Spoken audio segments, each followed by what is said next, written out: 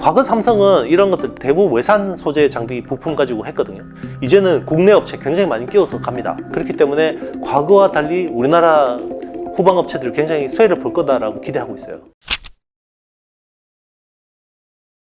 IT의 신의 투자 노트. 네, 오늘은 우리 삼성전자가 1.4나노 어떤 양산에 대한 계획을 발표를 했어요. 그리고 우리 고은비 PD님과 함께 향후 파운드리 산업의 어떤 기술 로드맵에 대해서 한번 토론해 보도록 하겠습니다. 그 반도체 업계에서 3나노 이하의 경쟁이 좀 심화된 것 같은데요. 뭐 근본적인 이유는 뭐라고 봐야 되나요? 일단은 3나노가 잘 안 되고 있고요. 3나노 기술이 너무 어려워서 그 다음 세대의 기술들을 미리미리 준비를 하지 않으면 큰일 나겠다라는 생각을 많이 하는 것 같아요. 그리고 일단 지금 3나노 같은 경우는 TSMC하고 삼성전자의 어떤 양강 경쟁 구도잖아요. 근데 인텔은 뭐 아직 10나노도 제대로 안 되고 있으니까 일단 10나노에 머물러 있는 상황이고, 그리고 이제 이게 3나노에서 2나노로 가잖아요. 2나노 다음에 1나노로 갈까요? 1나노로 못 갑니다.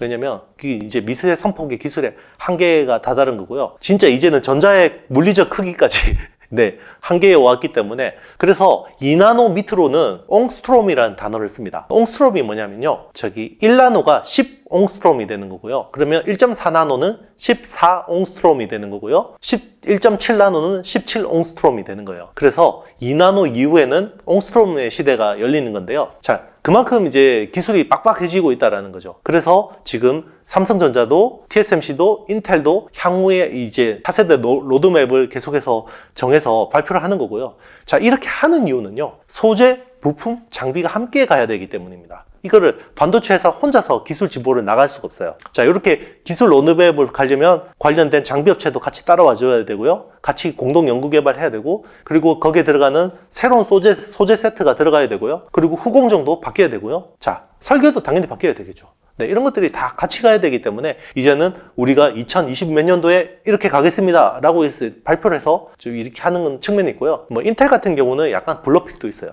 그러니까 인텔이 사실은 10나노도 잘 안 되니까 자꾸 해서 뭐 1.7나노 로드맵 내놓고 뭐 향후에 뭐 리본 패스를 적용한다 뭐 이런 이야기를 계속 하고 있기 때문에 그런 약간 마케팅 차원도 있는 것 같습니다. 네, TSMC 같은 경우도 1.4나노 공정 도입을 발표했는데요. 시장에서는 뭐 2027년, 28년에 도입될 가능성이 무게를 두고 있는 것 같아요. 기술력의 좀 한계를 드러냈다는 평가도 나오는데요. 어떻게 해석하는 게 맞을까요? 네, 일단 최근에 뭐 대만 쪽 뉴스 플로우를 보시면 3나노가 잘 안 되는 것 같아요.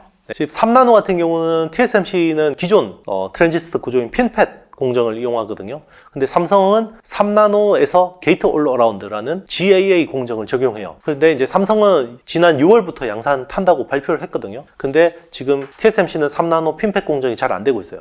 자, 그러면 삼성이 기술적으로 TSMC를 넘어선 거냐라고 생각할 수도 있는데요. 단순히 그렇지는 않아요. 왜냐면 삼성이 생산하는 칩은 굉장히 쉬운 칩이에요.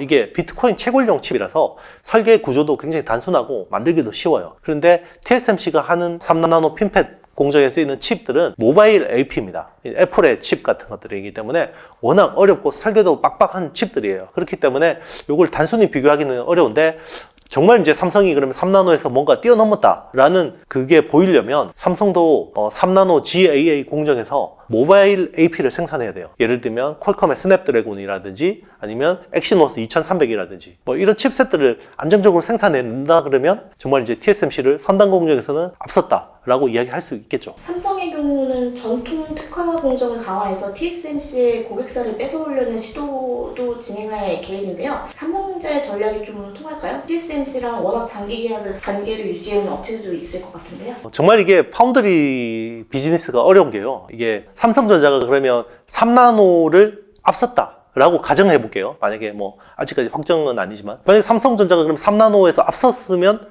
TSMC를 이길 거냐? 아닙니다. 이게 파운드리라는 게요, 업 자체가, 비즈니스 자체가 서비스업이에요. 서비스업은 뭡니까? 서비스를 받는 대상은 설계를 하는 팹리스 업체들이죠. 그럼 팹리스 업체들이 설계도만 가지고 오면 정말 원스톱으로 정말 딱 일사천리로 다 해결이 돼야 되는데 삼성은 그렇게 될 수가 없어요. 왜냐면 일단은 국내 생태계가 굉장히 취약합니다. 이게 단순히 설계도하고 파운드리, 그러니까 팹리스하고 파운드리 사이의 어떤 단순한 비즈니스처럼 보이지만 그 사이에는 보이지 않는 굉장히 많은 서플라이 체인 생태계들이 있어요. 대표적인 게 칩리스 생태계들인데요. 칩리스는 결국 반도체를 하나를 설계를 하려면 이게 지적, 재산이라고 하죠. IP라고 하는데요. 이건 이제 뭐 설계 자산일 수도 있는 거고, 요게 한 수백 개가 들어갑니다. 근데 팹리스가 이걸 다 직접 설계할 수가 없어요. 그래서 만약에 뭐 애플 같은 경우도 자기 칩을 만약에 생산한다 그러면 IP가 만약 한 뭐 600개, 500개면 그 중에 한 20, 30%는 애플이 IP를 설계해서 주죠. 나머지는 파운드리에서 주든지 아니면 그 중간에 있는 IP 공급업체들이 있어야 돼요. 그게 대표적인 게 뭐 EDA 툴 제공해주는 시놉시스나 뭐 케이던스나 뭐 이런 회사들이 제공을 해주는 거고요. 그리고 그 칩리스 업체들이 이 팹리스하고 파운드리 사이에 뭔가 중개 업무를 해줍니다. 단순 뭐 설계 용역을 해줄 수도 있는 거고, 턴키라고 해서 정말 처음부터 끝까지 다 뭐 서비스를 해주기도 하거든요. 이런 것들이 다 필요한 거고, 그리고 또 후공정 생태계도 되게 중요해요. OSAT이라고 하거든요. Outsourced Semiconductor Assembly and Test라고 해서 이 OSAT 전문 업체들이 많아야 돼요.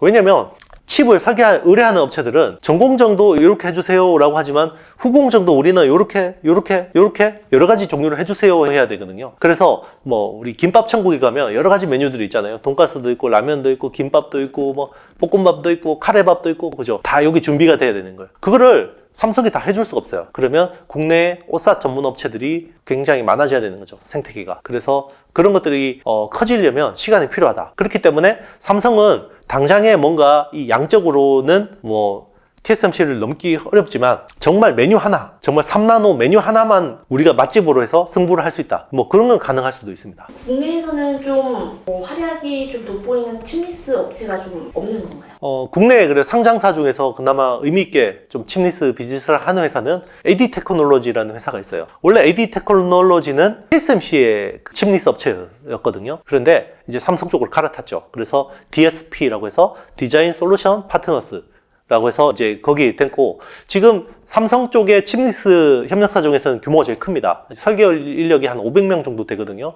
그래서 굉장히 큰 규모고, 그 다음 큰 규모가 이제 코아시아라는 회사가 있는데, 코아시아도 뭐 수백 명 정도의 설계 인력들이 있고요. 그리고 그 세미파이브라는 회사가 있어요. 우리 ARM이 아키텍처를 제공해 주잖아요. 이 아키텍처를 제공해 주는데, 지금 ARM의 대체제로 불리고 있는 회사가 사이파이브라는 회사가 있어요. 사이파이브가 그 리스크5라는 아키텍처를 공급해 주는데, 자, 사이파이브의 창업자 출신이 만든 칩리스 업체가 세미파이브라는 회사가 있어요. 그 세미파이브가 지금 삼성 쪽 DSP로 붙어 있고, 여기서도 최근에 인수합병을 통해서 좀 규모를 많이 불려서 지금 거기 설계 인력들이 굉장히 많이 충원된 걸로 알고 있어요. 그래서 한 300명 수준까지 지금 설계 인력이 준비되어 있다. 네, 그래서 그런데 이제 세미파이브는 상장사는 아닙니다. 그렇기 때문에 상장사로 본다가 그러면 AD 테크놀로지, 코아시아, 그리고 가온칩스, 알파칩 홀딩스 뭐 이런 회사들이 있습니다. 우리나라 후공정 업체도 좀 삼성전자라는 곳이 좀 우리나라 OSAT 업체들은요, 주로 그동안 메모리 쪽에 너무 치우쳐져 있었어요. 왜냐면 삼성하고 SK 하이닉스 자체가 메모리 쪽에 편중돼 있던 회사다 보니까 후공정 업체들도 대부분 메모리 패키징에 특화가 돼 있었는데, 이제는 파운드리 시장 자체 커지다 보니까 이 파운드리 쪽에 특화될 필요가 있는 거죠. 그래서 이쪽을 많이 키우고 있고요. 여기 이제 그래도 좀 규모 있게 잘하는 회사는 뭐 SFA 반도체, 뭐 이런 데가 있고, LB세미콘, 하나마이크론 뭐 이런 회사들이 있고요. 그리고 이제 여기에 좀 핵심 장비를 납품하는 회사는 이제 한미반도체, 뭐 이오테크닉스 뭐 이런 회사들이 좀 OSAT 쪽에서 좀 그래도 중요한 장비를 하는 회사라고 보시면 됩니다. 근데 사실은 솔직하게 이야기하면요, 삼성전자 파운드리가 계속 커지면 정말 OSAT 업체 중에 커질 회사, 정말 수혜를 볼 회사는 미국의 암코입니다. 네, 엠코 테크놀로지라는 회사고요. 이 회사는 원래 한국의 아남반도체라는 회사였는데 IMF 때 미국 국적으로 넘어가 버렸어요. 네, 팔린 거죠. 네, 그래서 세계 OSAT 1위 업체는 대만의 ASE라는 업체고요. 2위 업체가 엠코 테크놀로지입니다. 네, 혹시 뭐 미국 주식에 관심 있으신 분들은 엠코 테크놀로지 한번 관심 깊게 보시면 좋을 것 같습니다. 과거에도 뭐 지금 1.4나노 공정 경쟁처럼 경쟁사와 이제 기술 경쟁이 가열되는 시기가 있었을 것 같은데요. 이렇게 신기술이 좀 개발되면 바로 좀 주가가 선반영해오는 추세였을까요? 뭐 그것도 케이스 바이 케이스이긴 한데요. 이게 항상 기술 허들이 있어요. 예전에 이제 그 시스템 반도체 쪽에서 보면 예전에 그냥 이 트랜지스터 쪽에서 이제 계속해서 뭔가 이 스위치라는 게 이게 켤 때하고 끌 때 이 차이가 확실해야 되는데 이게 계속 스위치 선폭이 좁아지면 이게 작동을 잘 안 하거든요. 그러면서 이제 하이케이 메탈 게이트라는 공정이 한 28나노 때부터 이제 적용되기 시작했고, 그리고 이제 그 뒤로 20나노 밑으로 오면서 물고기 지느러미 모양의 핀팻 구조가 이제 본격적으로 쓰이기 시작했어요. 지금 이제 우리 시스템 반도체 모바일 LPS는 이제 트랜지스터 구조는 대부분 핀팻이거든요. 그 핀팻조차도 이제는 전자 제어에 좀 한계가 생기다 보니까 이게 이제 게이트 올 어라운드라는 이제 4차원, 사면에서 전자를 잡아주는 GAA로 바뀌는 거고요.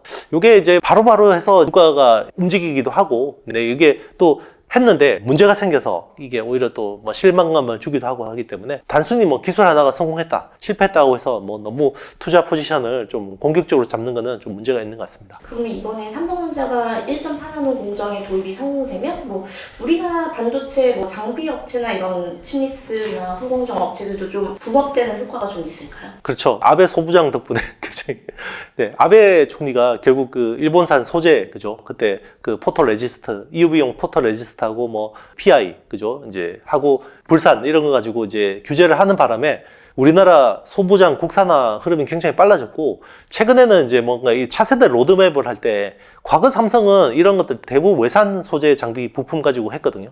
이제는 국내 업체 굉장히 많이 끼워서 갑니다. 그렇기 때문에 과거와 달리 우리나라 후방 업체들 굉장히 수혜를 볼 거다라고 기대하고 있어요. 네, 오늘은 좀 이제 다소 어려운 내용인데도 우리 그 고은비 PD하고 좀 쉽게, 최대한 좀 쉽게 설명하려고 많이 노력했고요. 네, 영상이 마음에 드셨다면 좋아요, 구독, 알림, 댓글 좀 부탁드리도록 하겠습니다. 다음 시간에 뵐게요. 안녕.